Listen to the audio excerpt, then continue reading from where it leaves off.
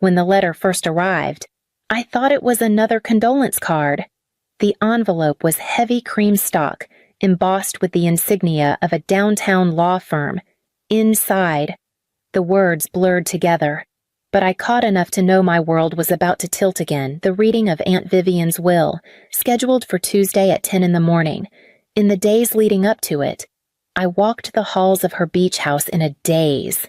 The house smelled faintly of sea salt and polished wood, the scent of her life still lingering.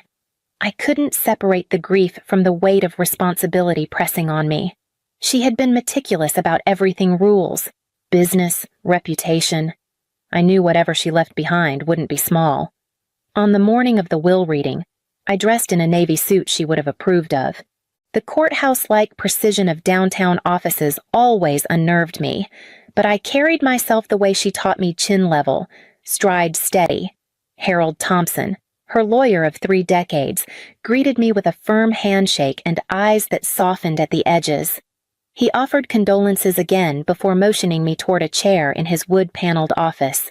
I folded my hands in my lap, steadying them against the polished armrest.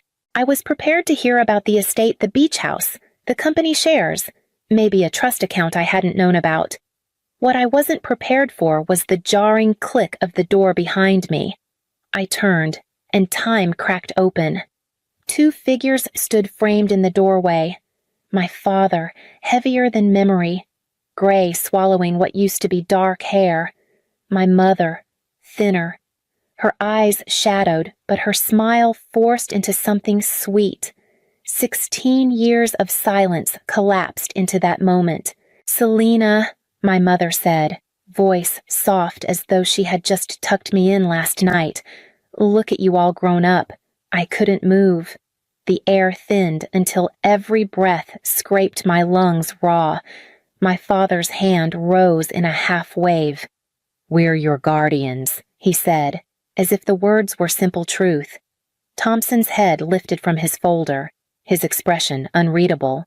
My parents took seats across from me, their smiles tight, rehearsed. The will had not yet been read, but already the room was charged with something far more dangerous than paperwork. My mother leaned across the table before I had time to react. Her arms closed around me, thin but insistent, and I froze in place. The scent of her perfume hit me sharp, floral, oddly familiar, and I felt the years tumble backward in a rush I didn't want. When she pulled away, her hands lingered on my shoulders, her eyes searching my face as though she had the right to study me. "You look so much like Vivian now," she murmured, her smile quivering. My father sat beside her, his hand resting on the table with deliberate ease. "We've been trying to find you," he said, his voice low, carrying a weight I wasn't sure was regret or performance. 16 years is a long time, but we're here now.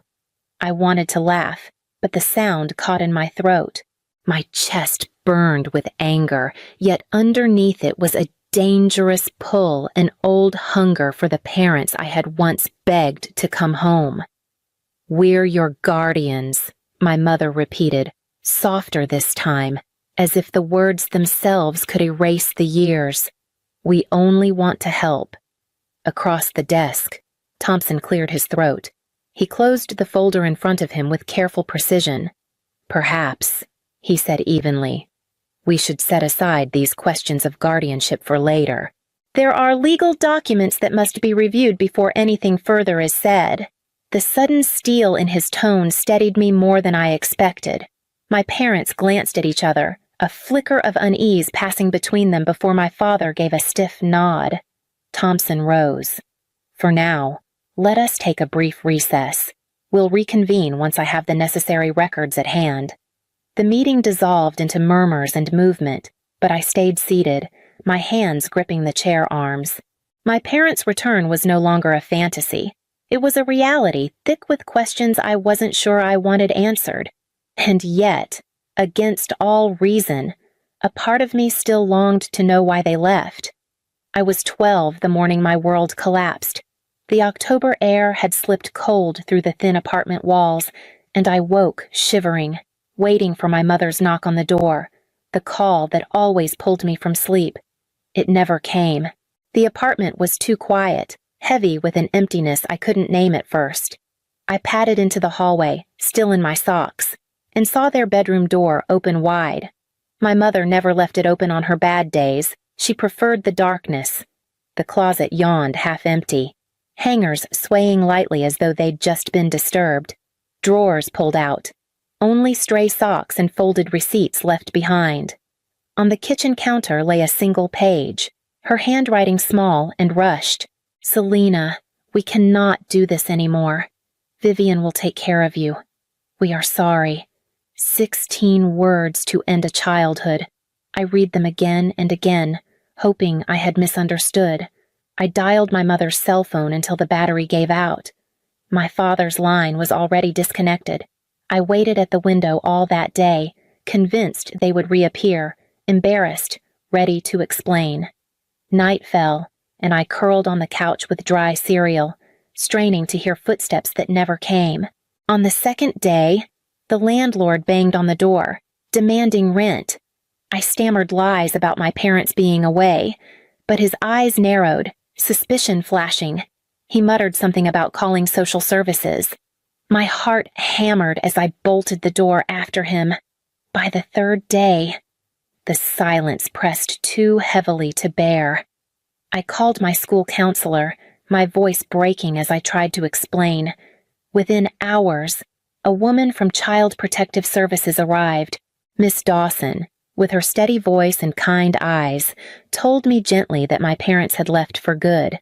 That night, I packed what I could into a single suitcase, waiting for an aunt I barely knew to take me away. And when Vivian arrived, her face unreadable, I understood that my old life was over. The drive to Aunt Vivian's house felt endless, the road unwinding like a thread pulling me farther from everything I knew. When we arrived, the house loomed against the sky, a grand beach property with windows that seemed to watch me as I stepped out of the car. Vivian didn't hug me or offer words of comfort. She only said, "Pack what you can carry" was a wise choice. The rest can be arranged later. Inside, the order was startling. Not a cushion out of place, not a book askew. I trailed behind her, afraid even my footsteps might scuff the polished floors. That first night, she gave me a list wake at 7, breakfast sharp, beds made before leaving rooms, piano practice an hour daily, homework completed at a desk. Her voice was clipped but calm, and there was no mistaking the expectation that these rules were not suggestions. I tried to test her resolve. I stayed in bed past breakfast, skipped practice, pretended my assignments were finished when they weren't. A part of me wanted her to snap, to threaten to send me away, to prove that adults always left eventually. Instead, she responded with consequences so precise they almost stung more than anger. Late for breakfast, the kitchen was closed, and I would wait until lunch. Homework left undone. Plans canceled until every page was complete. Yet she never raised her voice, never once hinted that I was a burden she didn't want. If anything, her consistency unsettled me more than punishment. When I pushed, she didn't push back, she simply held the line, steady as a wall. There were moments, rare and fleeting, when her stern mask shifted. The night I cried over an old photo of my parents. She sat beside me without a word, handing me a handkerchief until the tears dried. She didn't call it love, and I didn't dare, but something in her presence began to feel immovable, even safe. And so, under her rules and watchful eye, I started to become someone different, though I didn't yet know who. At first, Westfield Academy felt like a punishment disguised as opportunity. The halls were filled with polished shoes and voices trained in confidence. While I stumbled through classes that assumed I had years of preparation, my classmates carried new textbooks, while mine were secondhand. They spoke of ski trips and European summers, while my memories held broken-down cars and my father disappearing for weekend games. I spent nights at my desk, drowning in geometry problems and Latin translations, determined not to let the cracks show. Still, failure stalked me. My first semester grades came back with more red ink than I could bear. I wanted to quit, to scream at Vivian that I didn't belong in her world. She listened quietly as I raged, her face unreadable. When I was finished, she simply said, "Your circumstances are not your choice, but what you do with them is." Her bluntness felt cruel, but it also anchored me. I hired a peer tutor with the allowance she gave, created study groups, and began clawing my way upward. By junior year, my name appeared on the honor roll. By senior year, teachers no longer looked at me as the charity case in Vivian Hughes's shadow. All the while, she continued her relentless lessons in business. On weekends, she took me to meetings, whispering notes. Notice who concedes first. Watch whose eyes shift when numbers are mentioned. I thought she was molding me into something I never asked to be, and the resentment simmered beneath my progress. The worst of our clashes came during college applications. I wanted a state school near friends. She insisted on higher ambition. One night I shouted, "I never asked to be your project." Her eyes cooled, but her voice stayed level. "And I never asked to be your guardian. Yet here we are. I'm trying to give you what your parents never could options." For the first time, she told me about my father's brilliance in math, how he could have gone to college but never did. His bitterness, she said, drove him toward gambling and shortcuts. "I won't let you waste yourself the same way." That revelation cut through my anger. It didn't erase her severity, but it gave it shape. When the acceptance letter from Northwestern arrived, I understood she hadn't been molding me into her image. She had been forcing open a door I hadn't dared to knock on. The diagnosis came in early spring, when the garden outside was just beginning to show color again. Pancreatic cancer. The words sounded clinical, almost ordinary, until the doctor's voice dipped and I understood the truth. There would be no cure, only management, and even that would be brief. Vivian listened without flinching. She nodded, asked questions about treatment schedules, and thanked the doctor as though he'd given her a weather forecast instead of a sentence. I sat frozen in the corner of the room, my chest so tight I couldn't breathe. From that day forward, our roles shifted. I became the one enforcing rules medication at certain hours, meals carefully planned, appointments booked and attended. She submitted without protest, which unsettled me more than her illness. For years, she had demanded precision from me, and now she seemed almost relieved that I was the one demanding it of her. The house grew quieter as her strength waned. Paperwork replaced her sharp presence at meetings, and then even that faded. I watched her, strong and unbending for so long, shrink into fragile outlines beneath blankets. Yet in those months, something else emerged. The edges of her voice softened. The silences between us grew companionable instead of stern. One evening, as I helped her into bed, her hand clutched mine with unexpected force. Her eyes, dimmed but steady, met mine. "You were the daughter I never allowed myself to have." She whispered, "Taking you in was the best decision of my life." I swallowed hard, fighting the tears that blurred her face. I had waited years to hear words like those, and now they came when time was nearly gone. She passed away in her sleep 8 months later. The house, once filled with her footsteps and her rules, echoed with emptiness. I walked through each room, touching the furniture she had chosen, the piano she had insisted I practice, the desk where she had pressed me to work harder. Grief and responsibility arrived together, one heavy with loss, the other demanding I carry what she left behind. I buried her with the certainty that my life would never again be untouched by her shadow. And then came the letter summoning me to hear her will. The room held its breath as Harold Thompson adjusted his glasses and began to read. His voice was measured, steady, every word landing like a stone in water. To my niece, Selena Whitford, I leave the entirety of my estate, including but not limited to the property at Seaview Beach, all shares in Hughes Home Collections, and liquid assets totaling $2.5 million. I sat frozen, the numbers slipping past me, unreal and heavy at once. My hands trembled against the armrests, not from greed or triumph, but from the crushing reminder that she was truly gone. And this was what remained of her life. Across the table, my parents leaned forward, their smiles faltering. My father cleared his throat. "Excuse me, Mr. Thompson, surely there must be provisions for us, as her legal guardians. We have responsibilities in guiding our daughter through such weighty matters." The word daughter stung. My mother nodded quickly, placing her hand over mine as though the last 16 years had never happened. "She's young. It would be overwhelming for anyone. That's why we're here." I pulled my hand back, my pulse sharp in my ears. Part of me wanted to stand and shout, to remind them they had forfeited any right to claim me. But another part, the 12-year-old who once waited by the window, hesitated, searching their faces for something real beneath the practiced smiles. Thompson closed the folder with deliberate care. "We will pause this discussion. Questions of guardianship and management require review of the full documentation, which I will prepare by tomorrow. Until then, no decisions will be made."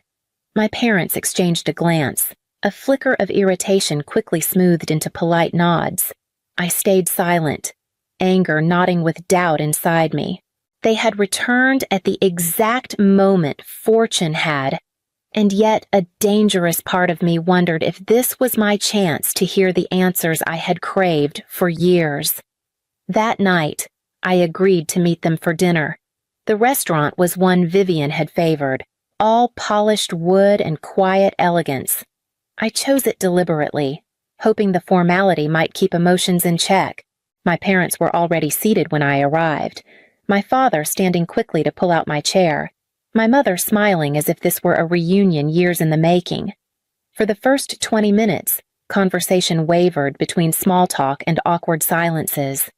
They asked about my education, my work, my life with Vivian. I answered sparingly, watching them both, trying to reconcile the faces across the table with the ones etched in childhood memory. Finally, my mother's eyes filled with tears. "We owe you the truth," she said, her voice trembling. "When we left, we were broken people. Your father's gambling had consumed everything, and I was drowning in depression. We convinced ourselves you'd be safer with Vivian. She had money, stability, a future we couldn't give you." My father nodded, looking down at his plate. "It was cowardly. I've been clean for 8 years now. Your mother found help, too. We thought of reaching out so many times, but shame kept us silent." The ache in my chest deepened. For a moment, I almost believed them. I wanted to. I wanted the years of silence to have a reason beyond neglect. But then the conversation shifted. My father lifted his glass, his tone softening. "Of course, we're stable now, but it hasn't been easy. The mortgage on our condo, $70,000, still hangs over us, and the medical bills for your mother's treatment." His voice trailed, waiting. My mother reached for my hand, her grip tight. "We're not asking for much, only a little help to get back on our feet. You have so much now, Selena. It would mean everything." The warmth drained from me, leaving only clarity. Their regrets bled too easily into requests, their apologies tangled with numbers. I pulled my hand back, keeping my voice calm. "I need time to think." I left them at the table, the taste of bitterness sharper than the food I barely touched, and walked into the night knowing Vivian's letter waited for me in Thompson's office. The next afternoon, Thompson's office felt heavier than before. My parents were already there, their lawyer seated beside them, but Thompson ignored the posturing and turned directly to me. From a locked drawer, He withdrew a thick file and a sealed envelope with my name written in Vivian's precise handwriting. "This," he said, sliding it forward, "was left for you to read in circumstances exactly like these." My fingers shook as I broke the seal. Vivian's voice seemed to rise from the page, crisp and steady even in ink. She wrote of the first months after she took me in, how my father had demanded $50,000 not to challenge the guardianship. How years later my mother claimed she needed money for cancer treatments that never existed. Each attempt had been documented, investigated, disproven. Tears blurred my vision, but I forced myself to keep reading. The letter revealed the truth I had never known at 16. Vivian had legally adopted me. She had chosen not to change my name, hoping I might someday reconcile with my parents. But in the eyes of the law, I had been hers ever since. "Family," she wrote, "is built through consistent care, not DNA. Blood may connect, but it does not entitle." I folded the letter slowly, the weight of it settling deep inside me, the flicker of hope I had carried since childhood that my parents might return for love, not for gain snuffed out cleanly. When I lifted my eyes, my parents were staring at me, their faces pale, their lawyer whispering urgently in their ears. Thompson closed the file with finality. "It seems," he said, "the matter is settled." And in that moment, I knew the final confrontation could no longer be delayed. They came to the beach house at dusk, their rental car crunching over the gravel drive as if they owned the right to arrive unannounced. I opened the door only far enough to block their way, but my mother slipped past me, her eyes roaming greedily over the high ceilings and ocean view. My father followed, his voice already rising. "You can't shut us out, Selena." "We are still your parents," he said, his words sharp with anger rather than love. I stood my ground. "You abandoned me." Vivian raised me. "She is my mother." For a moment, silence pressed between us, broken only by the crash of waves outside. Then the threats began, rumors they could spread, stories they could tell, their voices climbing with desperation. I didn't flinch. Thompson had prepared everything, from restraining orders to security cameras. Within minutes, 2 officers appeared at the door, their presence turning my parents' fury into a retreat masked as indignation. As the patrol car carried them away, I felt something inside me settle. The girl who once waited by a window for their return was gone. What remained was the woman Vivian had shaped steady, unshaken, unwilling to be claimed by those who had surrendered me. Months later, the papers were signed establishing the Hughes Foundation for Children Left Behind. With every scholarship granted, every home built, I felt Vivian's presence beside me. She had given me more than wealth. She had given me a map to become whole,